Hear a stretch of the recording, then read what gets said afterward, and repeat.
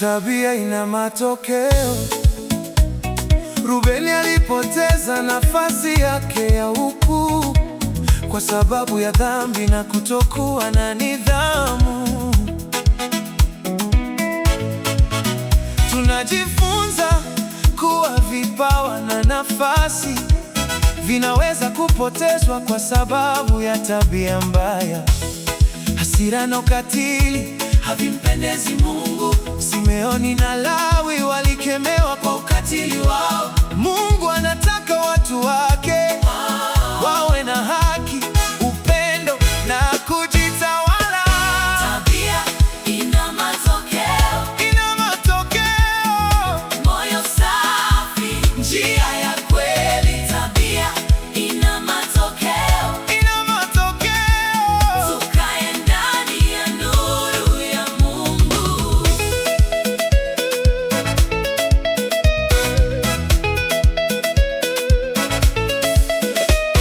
Uongozi wa kweli unatokana na Mungu.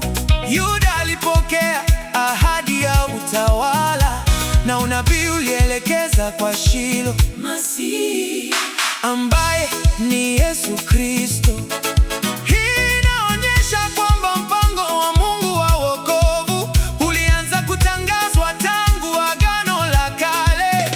kila mtu, Ana wito tofauti, kila mwana alipokea baraka tofauti. kulingana na kusudi la Mungu. Hivyo kila mwamini ana karama na huduma yake. Tabia ina matokeo. Ina matokeo. Moyo safi, njia ya kweli. Tabia ina matokeo. Ina matokeo. Tukae ndani ya nuru ya Mungu.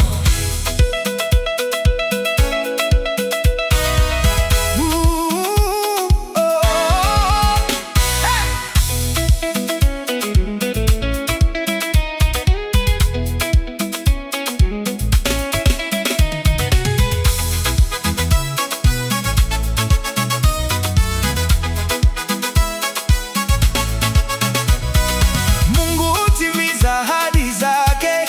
Unabii wa Yakobo ulitimia katika historia ya makabila ya Israeli, ukionyesha kuwa